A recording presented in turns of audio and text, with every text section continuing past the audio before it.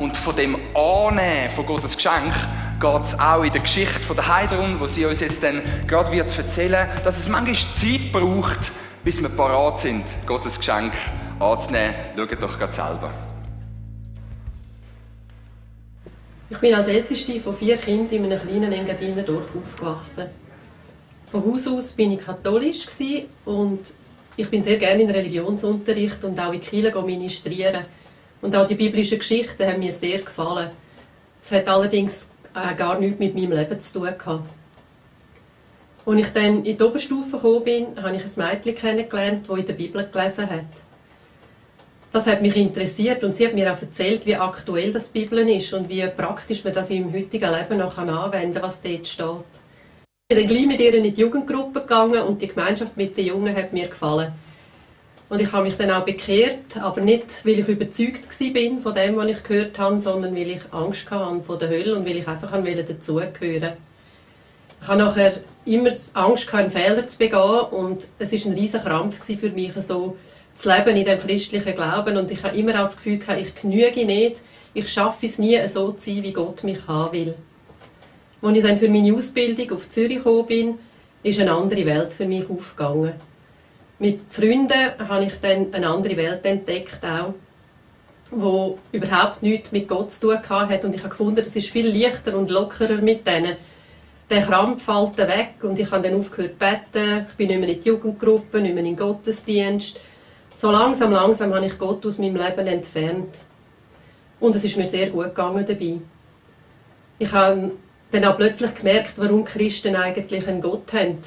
Nämlich aus dem einzigen Grund, weil sie nicht stark und fähig genug sind, ihr Leben allein zu bewältigen. Die Jahre sind ins Land gegangen und ich habe geheiratet, habe 3 tolle Töchter bekommen, habe eine Arbeit, die mir gefallen hat. Ich war gesund, ich habe überhaupt nicht nach mehr gesucht. Wir sind dann im Jahr 2003 umgezogen und unsere älteste Tochter hat sich mit einem Mädchen angefreundet, das aus einem christlichen Elternhaus gekommen ist. Und ich habe den Kontakt mit dieser Familie so gut wie möglich vermieden, weil ich genau gewusst, mit dem Glauben wollte ich gar nie mehr konfrontiert sein.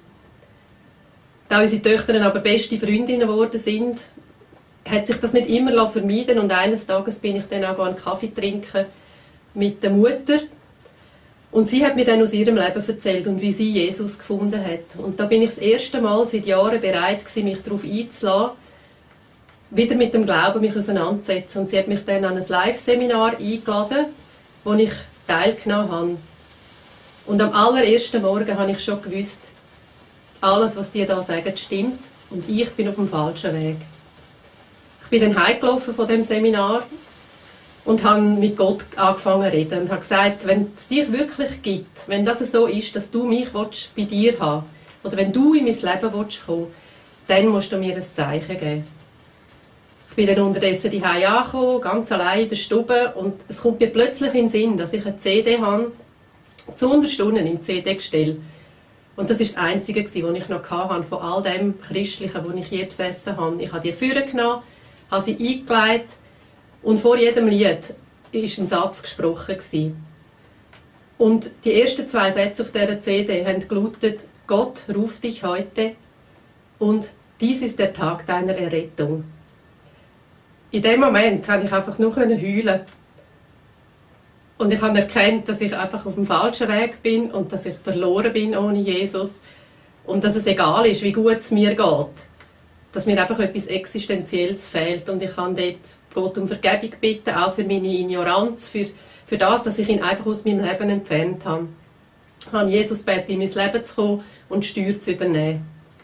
Und ich kann euch sagen, das war die beste Entscheidung, die ich je getroffen habe. Und ich habe es noch keine Sekunde bereut. Seither, das sind jetzt 13 Jahre, ist nicht immer alles gut und nicht immer alles läuft, wie es sollte. Aber ich weiss jetzt, wo mein Anker ist, wo mein Fundament ist. Und es ist ein riesiges Geschenk. Und das Geschenk, dass Jesus in den Tod gegangen ist nicht nur für mich, sondern auch für dich. Du musst es nur annehmen.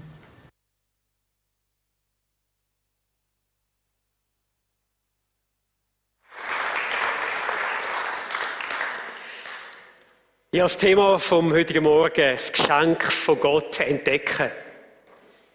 Und ich denke, die meisten von uns erinnern uns an Geschenke, die wir auf dieser Welt bekommen haben. Und ich hoffe, da gehören viele tolle Geschenke dazu. Aber wir wollen heute über etwas reden, über das Geschenk, wo eigentlich die ganze Welt davon müsste wissen, dass es gibt. Das Geschenk von Gott. Wir haben das gehört im Leben von der Heidrun und vielleicht hast du dich sogar bei ihr wiederentdeckt.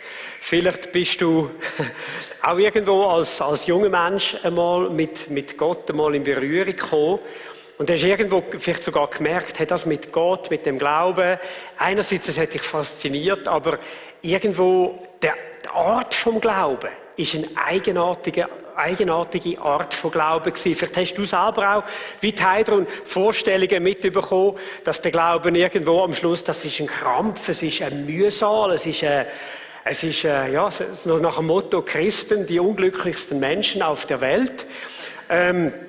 Ich weiß es nicht, aber ich glaube, es ist so wichtig, dass wir ganz ehrlich und offen sind. Menschen machen mit dem, was christlich und religiös ist, ganz unterschiedliche Erfahrungen. Und ich werde vielleicht an dieser Stelle einfach 1-2 Sachen vorausschicken, die ganz wichtig sind.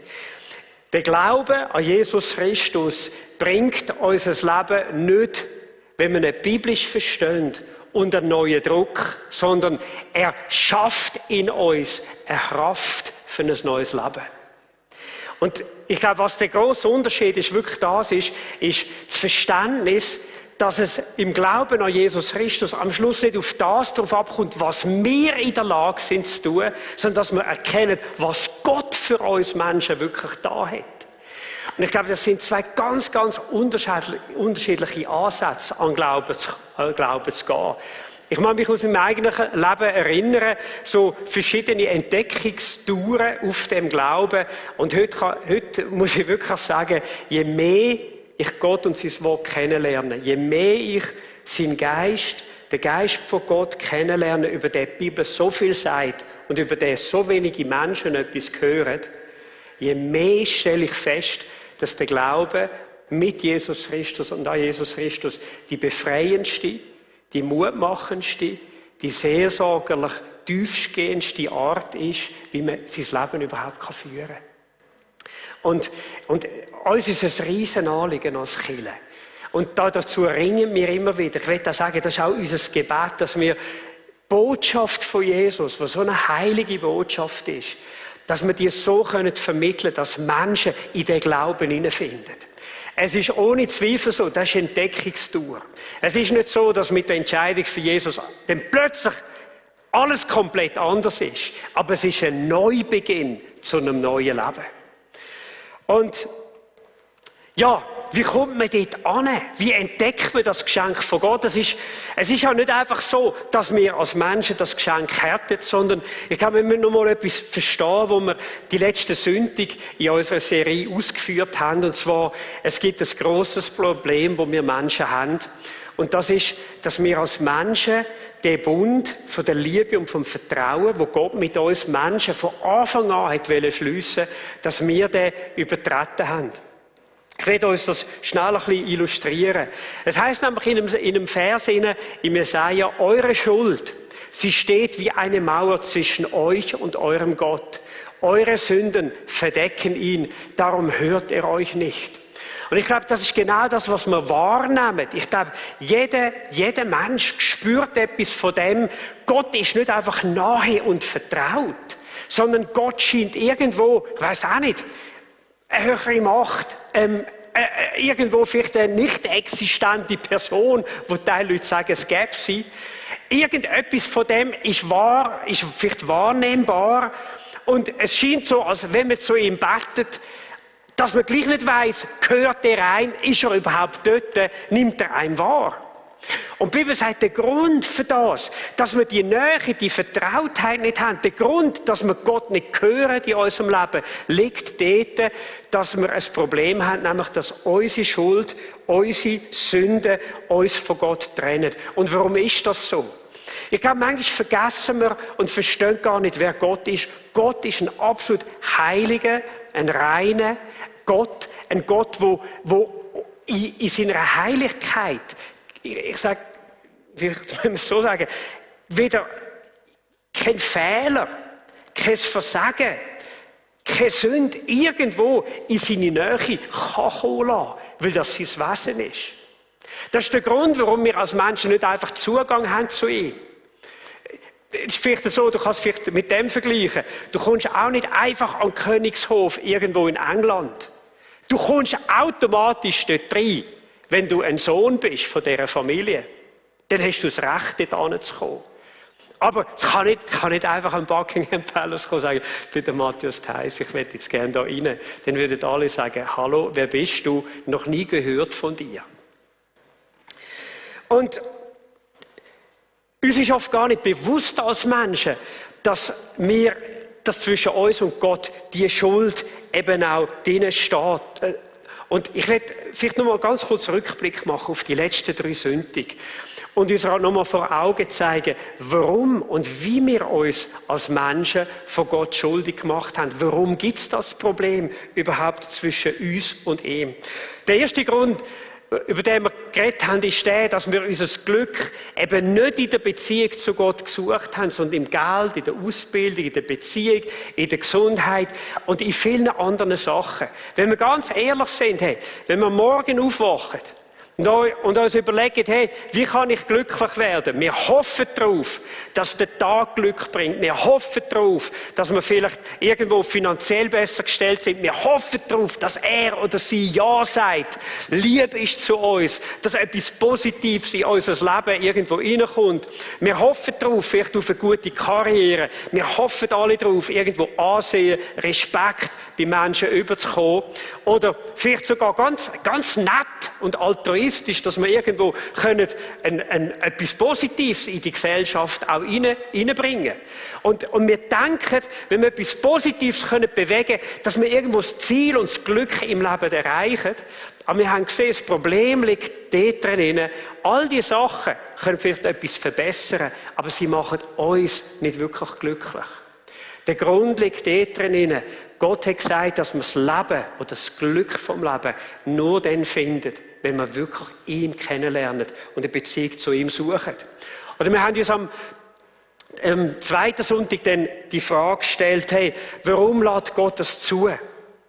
Und wir haben hineingeschaut in die Katastrophen von dieser Welt und wir haben miteinander festgestellt, dass für das grösste Leid auf dieser Welt nicht irgendwie ein unbekannter Gott oder ein bekannter Gott zuständig ist, sondern dass für das allermeiste Leid, was es gibt auf dieser Welt, wir als Menschen verantwortlich sind. Und wir haben uns in dieser Lektion dann die Frage irgendwo auch noch zusätzlich gestellt und haben uns gesagt, vielleicht müssen wir eben nicht fragen, warum lässt Gott das zu, sondern warum lassen wir es zu? Warum lassen wir es zu, dass wir selber in unseren eigenen 4 Wänden mit Menschen irgendwo im Streit sind, in Konflikt sind?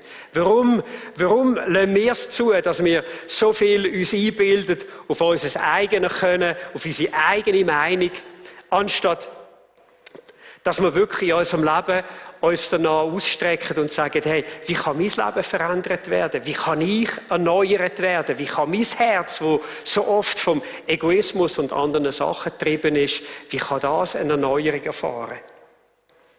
Und wir haben dort gesehen, dass uns Gott einen freien Willen hat gegeben. Und zwar, dass wir uns nicht einfach für unsere eigenen Ideen oder für das Negative entscheiden, sondern dass wir uns entscheiden können für das Leben, für eine Beziehung zu ihm. Und dann, am 3. Sonntag, haben wir über das Thema geredet, von der Selbstverwirklichung. Was ist der Sinn vom Leben? Und wir haben gesehen, dass wir eigentlich in erster Linie dafür leben und irgendwie so gestrickt sind oder durch unsere Gesellschaft so geprägt sind, dass wir meinen, hey, wenn wir unser Leben, unseren Traum vom Leben können erfüllen und verwirklichen, dass wir dann wirklich den Sinn finden. Aber wenn wir ganz ehrlich sind mit uns selber, sind durch die Träume, die wir selber geträumt haben für uns, haben wir uns selber in unserem Leben irgendwo in den Mittelpunkt gestellt. Und wir haben bewusst oder unbewusst angefangen, andere Menschen zu brauchen für unser eigenes Glück. Wir haben bewusst oder unbewusst angefangen, in unserem Leben andere zu verletzen, um unser Leben irgendwo besser zu machen. Wir haben vielleicht runtergeschaut auf andere Leute, wir haben uns verglichen mit anderen Leuten. Wir sind ein bisschen upper class, die sind ein bisschen tiefer. Ich habe es dort erreicht, die haben es nicht erreicht. Wir haben es, sie haben es nicht. Und wir bauen all diese Sachen auf in unserem Leben, um unserem Leben nicht nur Sinn zu geben, sondern Bedeutung zu geben und oft auf Kosten von anderen Menschen. Es ist nämlich nicht so, wir alle haben im eigenen Umfeld, vielleicht in den eigenen 4 Wänden daheim, wir haben Sachen gesagt, wir haben Sachen da, wo wir ganz genau wissen, wir haben unsere Nächsten verletzt. Wir sind reingetrampelt irgendwo in die Privatsphäre von unseren Nächsten. Wir haben Menschen Schaden zugefügt durch Worte oder einfach durch die Missachtung, dass wir ihnen vorbei sind, dass wir uns nicht interessiert haben für sie, dass wir nicht nachgefragt haben. Es ist sowas von viel einfacher, davon zu laufen in der Beziehung zu Menschen, als wirklich die harte Arbeit zu machen, an Beziehungen zu schaffen, sich zu versöhnen, miteinander zu reden, Verständnis zu schaffen. Und am Schluss ist es uns eben genau gleich auch mit Gott gegangen. Wir haben uns nicht wirklich die Frage gestellt, warum bin ich wirklich auf dieser Welt? Wenn es einen Gott gibt, warum hat er mich da wählen? Wir haben uns nicht die Frage gestellt, wenn es einen Gott gibt, hey, was ist eigentlich der Sinn von meinem Leben? Wie soll ich leben? Wohin geht die Reise in meinem Leben? Wenn Gott einen Plan hat für mein Leben, was wäre sein Plan? Sondern ich sage jetzt mal so, wir fräsen einfach durch mit unseren eigenen Gedanken, mit unseren eigenen Plänen. Und denken daran, es ist irgendwo vielleicht Zeitverschwendung, an Gott zu denken und uns mal bewusst zu werden, hey, hat er vielleicht auch noch etwas zu sagen zu unserem Leben? Die Bibel sagt es so im Römerbrief, wir alle haben gesündigt, wir alle sind schuldig geworden vor Gott, wir alle haben die Herrlichkeit verloren, wo wir bei Gott hätten sollen haben. Und es ist interessant, dass eigentlich in dem Vers, wo so ein brutales Urteil über uns Menschen redet, dass in dem Vers schon ein Funke eigentlich von einer Hoffnung ist. Es heisst nämlich, wir haben die Herrlichkeit verloren, wo wir hätten sollen haben bei Gott. Ich glaube, wenn wir ganz genau zuhören, spüren wir plötzlich aus dem Vers heraus, hey, eigentlich könnte es vielleicht sein, hat Gott uns zu etwas ganz anderem bestimmt. Und es ist interessant, wir Menschen, wir machen uns ja oft dieses eigene Bild von Gott. Ich weiß auch nicht, den Spruch kennen wir alle auch, denke ich, Big Brother is watching you. Und irgendwo, es gibt Menschen, die haben den Eindruck, Gott ist der mit dem Hammer hinter ihnen hergeht. Oder Gott ist der mit den verschränkten Armen auf ihr Leben schaut und sagt mal, mach mal, probier mal. Aber umgekehrt, selber die Schuld. Andere haben den Eindruck, hey, Gott sei irgendwo vielleicht ein schizophrenes Wesen. Christen erzählen von seiner Liebe, aber auf der anderen Seite, ihr Leben ist brutal. Sie erleben schreckliche Sachen in ihrem Leben und sagen, hey, ich bringe das absolut nicht unter einen Hut. Weißt du, die einzige zuverlässige Quelle, die ich kenne über Gott, das sind am Schluss nicht die Erfahrungen von Menschen, und das ist das, was Gott selber sagt über sich. Und das finden wir in der Bibel. Und das ist das Gewaltige, dass Gott oft so komplett anders ist, als wir es uns vorstellen. Schon im Alten Testament heißt, Herr, wo ist ein Gott wie du? Du bleibst nicht für immer zornig, sondern du liebst es, gnädig zu sein. Hey, du liebst es, gnädig zu sein.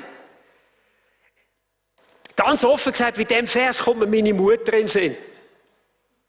Und zwar, ich kann mich so gut erinnern. Ich weiß auch nicht, ich habe mehr Probleme gehabt mit meiner Mutter als der Bruder, der nach mir kam, ist der Andreas. Der Andreas ist immer so, der war immer der Liebe gewesen. Und ich habe das nicht geschafft. Ich bin nicht immer der Liebe gewesen. Und so ist viel passiert am Abend. Irgendwo, ich habe gerade in der Teenagerzeit einen riesen Krach gehabt mit meiner Mutter. Hey, ich bin am Abend Zähneputz, ins Bett und aus, Licht aus und fertig. Und ich weiss nicht, wie oft, 10 Minuten später, ist meine Mutter ans Zimmer gekommen und hat gesagt, in ihrem schönen Berndeutsch, «Gau, Matthias, so wollen wir doch den Tag nicht abschließen. Und ich habe gewusst, sie hat viel mehr Grund gehabt, verrückt zu sein auf mich oder Wolle zu haben auf mich. Aber sie ist gekommen, hat sich an meinen Bettrand gesetzt und hat gesagt, komm, jetzt reden wir noch mal. Jetzt reden wir noch mal miteinander über das, was war. Und ich kann mich nicht einmal erinnern, dass meine Mutter einen Streit hat stehen lassen am Abend. Ohne, dass wir am Schluss reden miteinander, haben können beten miteinander und versöhnt ins Bett gegangen sind. Und wissen Sie, ich denke, hey, sie hat ja vielleicht auch noch 1, 2 Fehler manchmal gemacht. Aber ich denke an einen Gott, der gar keine Fehler gemacht hat. Er kommt zu uns. Er kommt auch zu uns heute. Und er sagt, ich liebe es, gnädig zu sein. Ich liebe es, auf Menschen zuzugehen. Und Gott hat das so den Menschen auch wollen zeigen, dass er, wo Jesus am Kreuz von Golgatha gestorben ist, dass die Bibel uns sagt, dass dort Gott den Menschen seine Liebe wirklich gezeigt hat. Ich weiss nicht, was das grösste Geschenk war, das Menschen dir gemacht haben. Aber ich weiss eins, wo Gott sein Geschenk an uns Menschen gemacht hat, hat es ihn alles gekostet.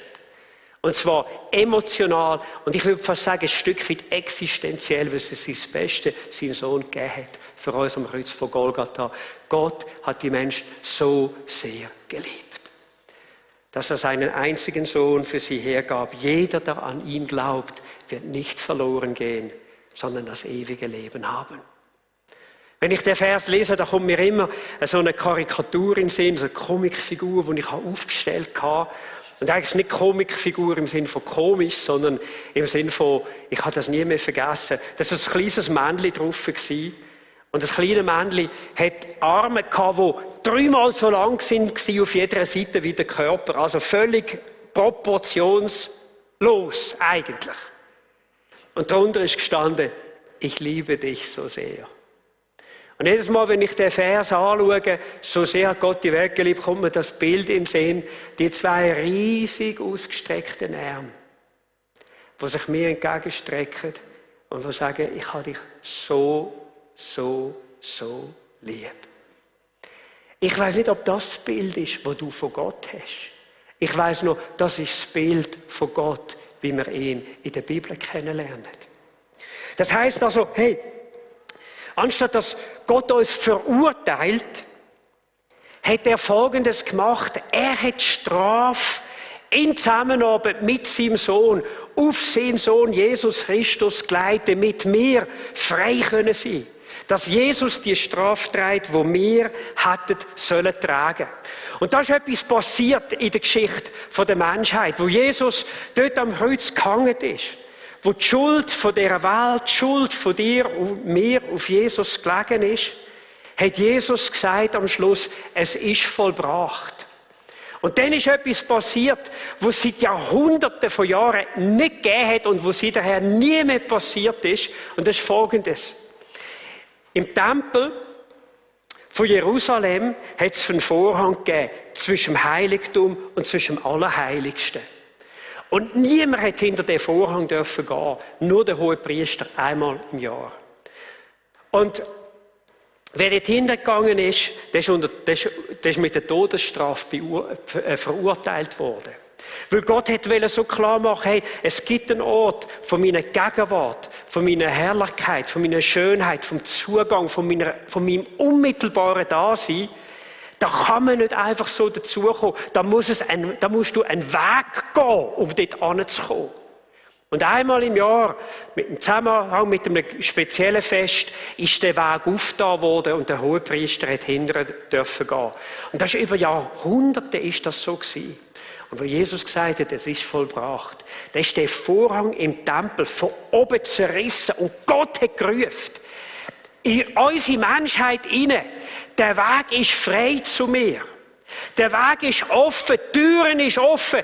Jeder Mensch, der will, kann kommen, weil Jesus am Kreuz von Golgatha den Preis gezahlt hat. Ihr dürft als Unheilige, als Menschen, die Fehler gemacht haben, die gesündigt haben, ihr dürft kommen, wenn ihr euer Vertrauen auf das Blut von Jesus setzt. Und zwar direkt zu Gott in seine Gegenwart, in seine Heiligkeit, in seine unmittelbare Gegenwart, in den Ort, wo wir mit Gott leben können und mit Gott können kommunizieren. Und das ist die Botschaft, um die es geht. Hey, Gott hat sich entschieden, ich will einen neuen Bund mit den Menschen schließen, und zwar einen Bund, wo jeder von ihnen, nicht nur Gott kann persönlich kennenlernen, sondern jeder von ihnen kann berührt werden mit dem Leben und mit dem Geist von Gott, etwas Neues von Gott in sich kann spüren, wo er jeden Tag mit Gott kann reden, als wäre es sein vertrautester Freund, wo die Distanz aufgehoben ist, wo die Nähe zu Gott hergestellt ist.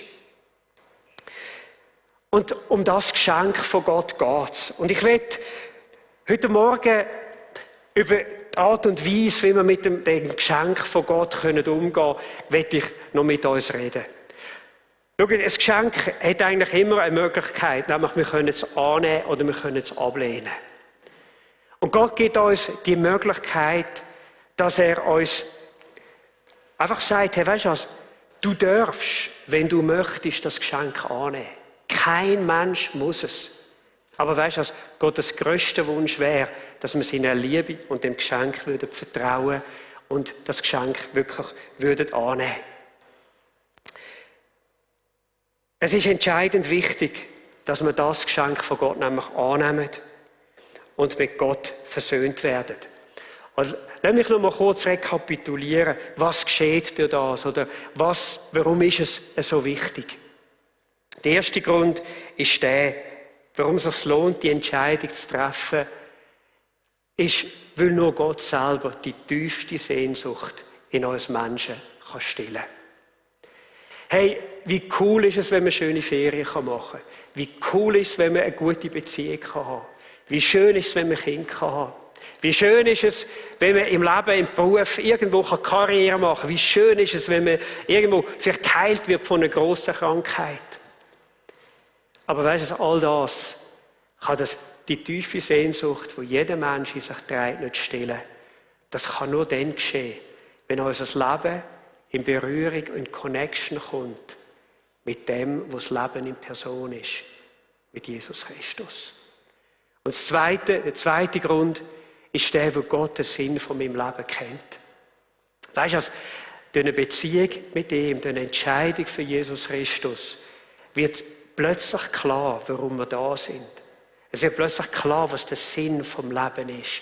Und da tun sich übrigens noch viele Facetten auf, aber unser Leben, kein einziger Tag mehr, ist sinnlos. Und nicht nur das, sondern wir wissen, wohin die Reise auch geht. Du weisst, was nach dem Tod kommt. Am nächsten Dienstag habe ich Beerdigung, hier auf dem Friedhof Nordheim. Und irgendwo, ich freue mich jedes Mal, wenn ich Beerdigung mache. Und zwar, weil es jedes Mal die Erinnerung an das ist, Jesus ist gestorben und er ist auferstanden. Und es gibt ein Leben in Ewigkeit bei Gott für jeden, der das Geschenk von Gott hat annehmen können. Und der dritte Grund ist der, weil Gott auf dieses Ja wirklich wartet. Hey, ich weiss nicht, vielleicht hast du Gott dein Ja gegeben. Und ich glaube, dann sagt der Gott an dem Tag einfach auch ganz neu, hey, schätzest du das Geschenk noch?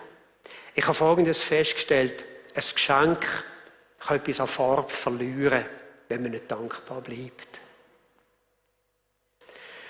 Und ich glaube, der eine oder andere ist da vielleicht, der an Jesus glaubt, der sagt, hey, weißt du, ich merke, mir ist ein bisschen etwas verloren gegangen von dieser Nähe zu Gott, von dem Brennen, von dem Feuer zu Gott. Weißt du, Gott sagt dir heute Morgen, du kannst neu anfangen, für das Geschenk von Gott Danke sagen und du wirst sehen, die Freude kommt zurück von dem, was Gott da hat für dich. Also vielleicht bist du auch da und du weißt schon lange von dem Geschenk. Und du weißt schon lange, dass Gott auf dich wartet. auf dein Ja wartet. Und ich will dir sagen, lass es nicht Oktober werden. Lass es nicht Oktober werden.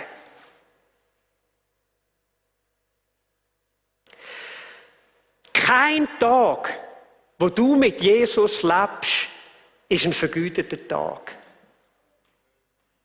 Aber frag die Menschen, die im Glauben an Jesus stehen, die sagen, meine Tage ohne Jesus sind vergütete Tage. Lass es nicht Oktober werden. Er wartet auf dich. Er wartet auf dich. Und vielleicht bist du da und sagst, hey, für mich ist alles neu. Es war jetzt gerade ein bisschen viel aufs Mal. Weißt du, ich will das Geheimnis erzählen. Ich habe mich mit 5 für Jesus entschieden. Glaub mir, ich habe noch nicht die Hälfte verstanden von dem, was du weißt nach dem heutigen Morgen. Aber es hat gelangt zum Ja sagen. Und ich habe den Tag bis heute nicht vergessen und nicht bereut. Jesus hat das nochmal so illustriert mit einer Geschichte, wo er von einem verlorenen Sohn erzählt hat. Und die Geschichte ist kurz gefasst wie vorgegangen. Da war ein Vater, der hatte 2 Söhne hatte. Und der eine von denen hat gesagt, hey, weisst du was, ich will jetzt mein Leben leben. Und er hat sich sein Erbe auszahlen lassen und er ist weggegangen von daheim. Und er hat es wirklich richtig gut gehabt. Hat sein Leben gelebt bis zum Maximum. Mit dem ganzen Geld, das er hatte, hat sich Sachen leisten, die er sich vorher nie geleistet hat. Hat wirklich Party machen, hat sein Leben zum Maximum ausgelebt, wie er irgendwie noch konnte. Und alles hat so gut ausgesehen. Und dann ist eine Hungersnot ins Land gekommen. Und irgendwann ist er bei einem Bauer gelandet, ist bei der Säue gelandet, als Sauenhirt. Und dann ist er in seinen Gedanken, in seinem Herz wie verwacht. Und zwar, er hat gemerkt, ich habe nicht nur Mangel im Äußeren, sondern ich habe eigentlich das Beste aufgegeben, was ich hatte. Das Beste aufgegeben, was es gibt. Und das ist eine Beziehung zu meinem Vater. Weißt du, du kannst alles haben auf dieser Welt, wenn du nicht eine Beziehung hast zu deinem eigentlichen Vater, dem Vater im Himmel. Dann fehlt dir das Wichtigste. Und in dieser Geschichte heisst es nachher, hey, der Sohn hat gesagt, hey, vielleicht gibt es ja eine Chance, dass mich der Vater nochmal aufnimmt. Er hat nämlich etwas gewusst, er hat einen gnädigen Vater gehabt. Und er ist zurückgekommen. Und es heisst in der Bibel, als er ihn seinen Vater von Ferne sah, ist er gerannt. Und ich habe mich immer gefragt, warum hat der Vater ihn von Ferne gesehen?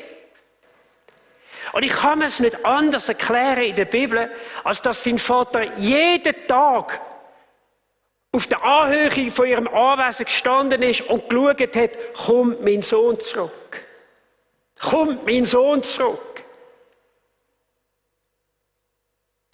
Kommt meine Tochter zurück.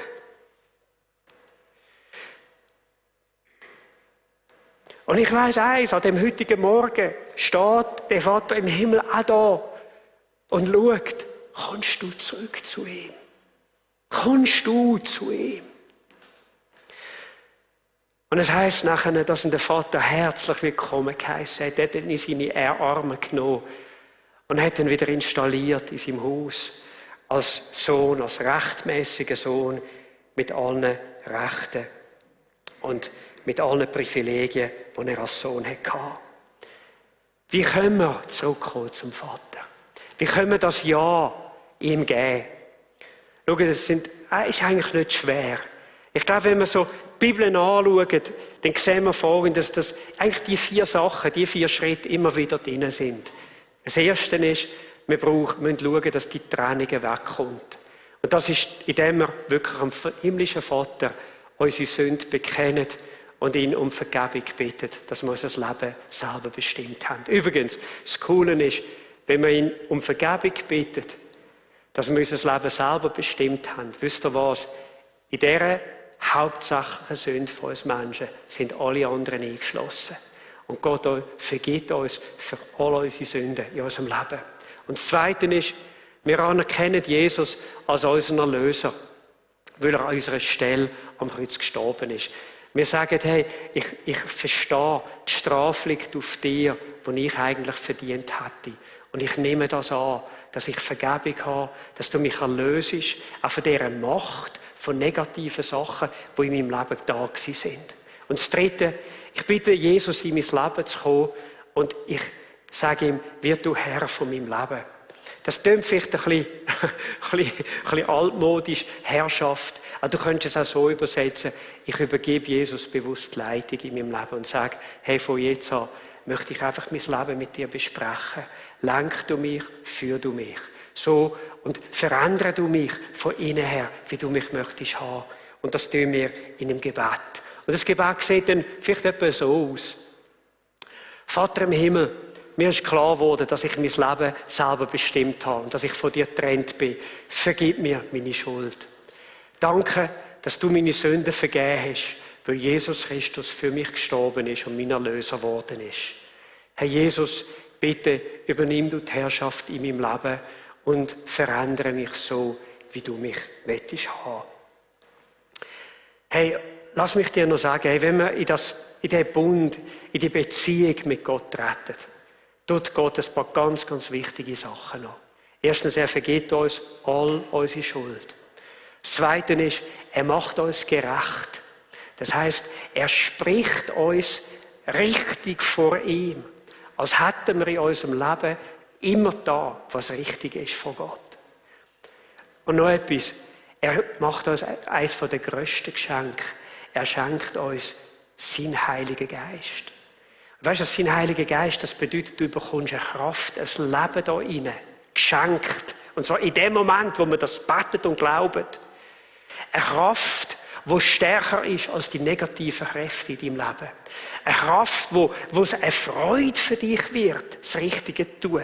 Eine Kraft, wo es eine Freude für dich wird, mit Gott zusammenzuleben. Eben kein Kampf, kein Müssen, kein Druck, sondern wo es eine Leidenschaft wird. Das ist der Geist Gottes. Und etwas Wichtiges, was der Gott schenkt, das ist das Leben in Ewigkeit. Eine Gewissheit, wenn du stirbst, du weißt, jetzt werde ich Jesus sehen. Jetzt werde ich Gott sehen. Hey, ich kann mir vorstellen, es gibt Menschen, die da sind, die wissen, heute will ich Gott das Ja geben.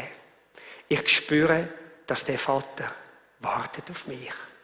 Und ich werde jetzt kurz das Gebet noch sprechen, bevor wir nachher alle die Möglichkeit haben, das Gebet mitzusprechen.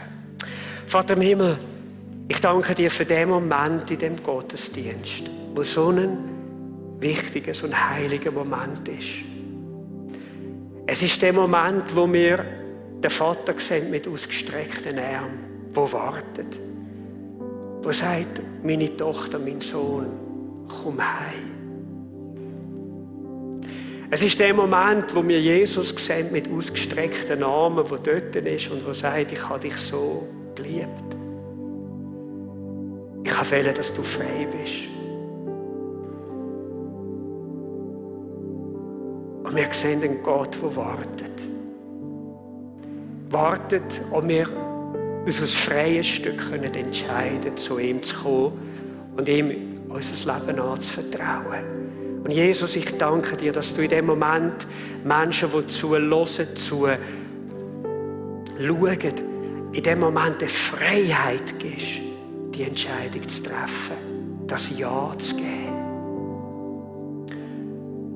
Und ich möchte fragen, während wir so im Gebet sind von Gott, sind Menschen da an dem Morgen, vielleicht auch die Heime, in der Zürich Lounge, in der Übertragung, im kleinen Saal,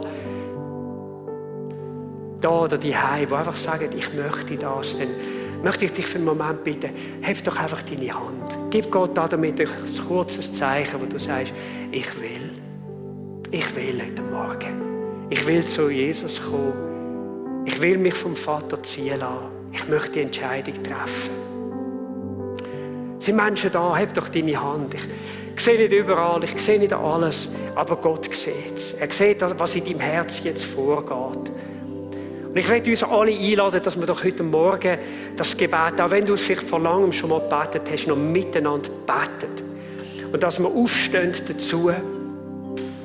Und ich möchte die Christen einladen, es mitzubeten.